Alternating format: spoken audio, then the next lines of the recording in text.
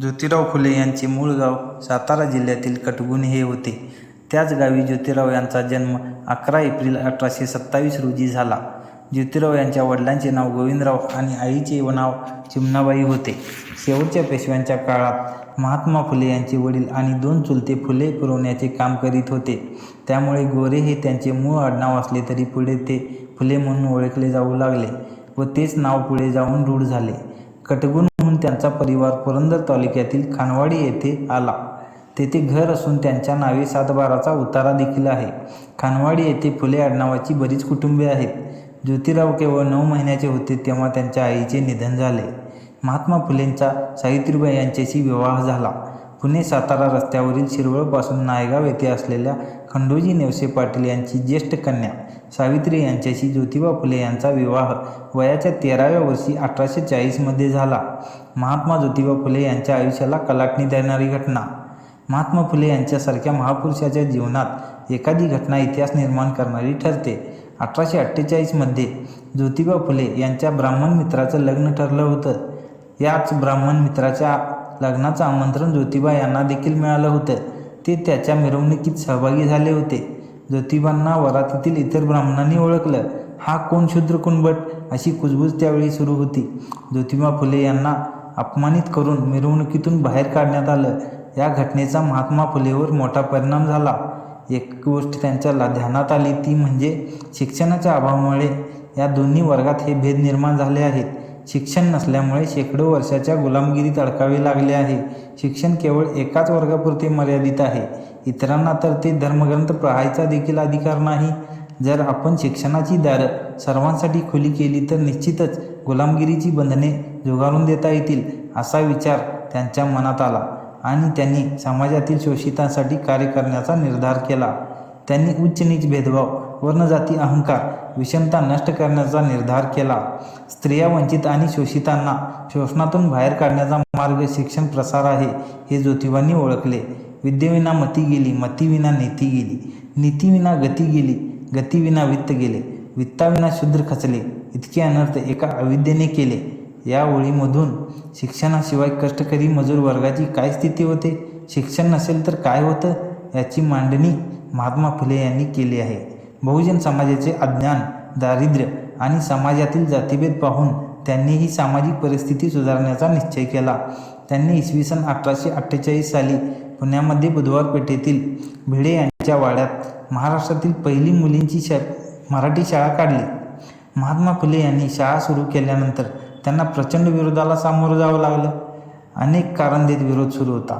महात्मा फुले यांना गोपाळबाबा वलंगकर, रामबा महार, लहुजी साळवे यांनी अस्पृश्य समाजात शिक्षणाबद्दल जागृती करण्यास मदत केली. मुलींना शिकवण्यासाठी ख्रिस्ती शिक्षका चालणार नव्हती. ज्योतिबा फुले यांच्यासमोरील ही अडचण सावित्रीबाईंना समजली. सावित्रीबाईंनी स्वतः शिक्षिका होण्याची तयारी दाखवली. सुरुवातीचे काही दिवस महात्मा फुले यांनी त्यांना घरीच शिकवलं. यानंतर पुढे ज्योतिबा फुले यांचे मित्र केशवराव शिवराम भावाळकर आणि यशवंत परांजपे यांच्यावर सावित्रीबाई फुले यांच्या शिक्षणाची जबाबदारी देण्यात आली. यानंतर सावित्रीबाई फुले यांनी अहमदनगर येथे मिसेस फरार आणि पुणे येथील मिसेस मिचेल यांच्या नॉर्मल स्कूलमधून अध्यापनाचे शिक्षण पूर्ण केलं. सावित्रीबाई फुले या देशातील पहिल्या प्रशिक्षित अध्यापिका आणि मुख्याध्यापिका ठरल्या. त्यांच्यासोबतच फातिमा शेख या पहिल्या मुस्लिम प्रशिक्षित अध्यापिका आणि मुख्याध्यापिका ठरल्या. पुणे हा सनातनी लोकांचा बालेकिल्ला होता. मुलींसाठी शाळा काढली आणि त्यातही बहुजन वर्गातील मुली या ठिकाणी येत आहेत. त्यामुळे सनातनी लोकांच्या अंगाचा तिळपापड झाला. ही शाळा बंद करावी म्हणून त्यांना धमक्या येऊ लागल्या. त्यांच्या धमक्यांना ज्योतिबा भीक घालत नाहीत असे दिसल्यावर हे लोक ज्योतिबांच्या वडिलांच्याकडे गेले. त्यांना सांगितले की जर तुम्ही ही गोष्ट थांबवण्यास सांगितली नाही तर आम्ही तुम्हाला वाळीत टाकू. ज्योतिबांच्या वडिलांनी त्यांना सांगितले एक तर घर सोड किंवा शाळा बंद कर. ज्योतिबांनी सांगितले की मी शाळा तर बंद करू शकत नाही. शेवटी त्यांना नाईलाजाने सावित्रीबाई यांच्यासोबत घर सोडावे लागले. विधवा मातांसाठी बालहत्या प्रतिबंधक गृहाची स्थापना. 1856 मध्ये भारतात विधवा पुनर्विवाहाचा कायदा संमत झाला होता. पण तरी देखील विधवांनी पुनर्विवाह करणे बहुतांश समाजाला अमान्य होते.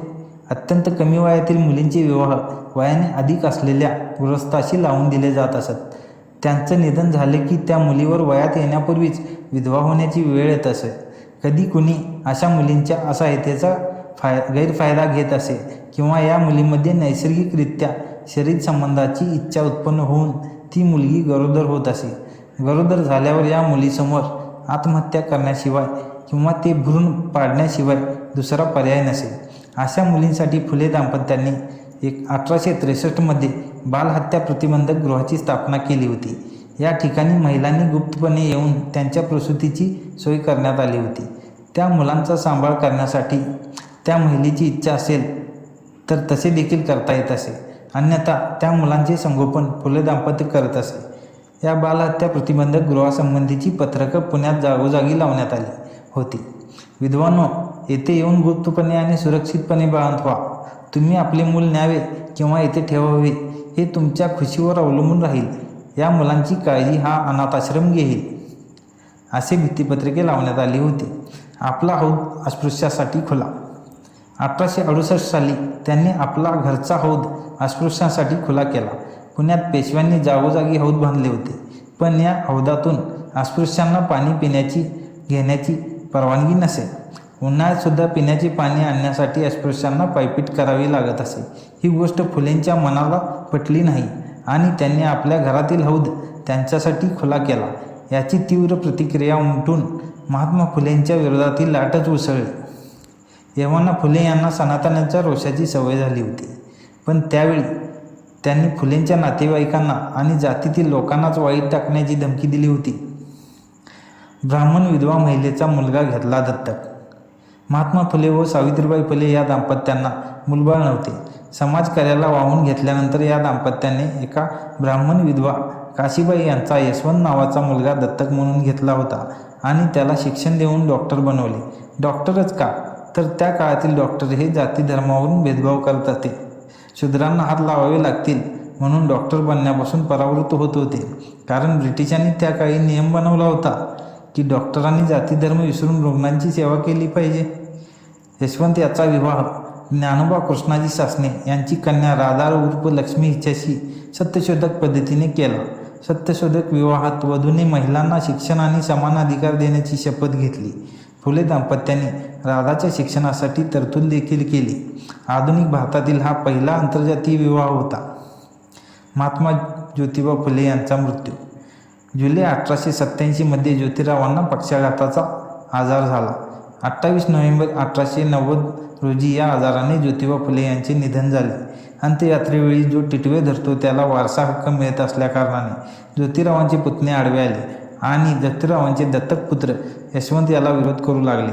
त्यावेळेस सावित्रीबाई फुले धैर्याने पुढे आल्या आणि स्वतः टिटवे धरले व अंत्ययात्रेच्या अग्रभागी चालत स्वच्छ हाताने ज्योतिरावांना अग्नी दिला. असे थोर समाजसुधारक अनंतात विलीन झाले. त्यांचा वारसा तितक्याच धैर्याने सावित्रीबाई फुले यांनी पुढे चालवला. धन्यवाद. व्हिडिओ आवडल्यास लाईक, सबस्क्राईब आणि शेअर करायला विसरू नका.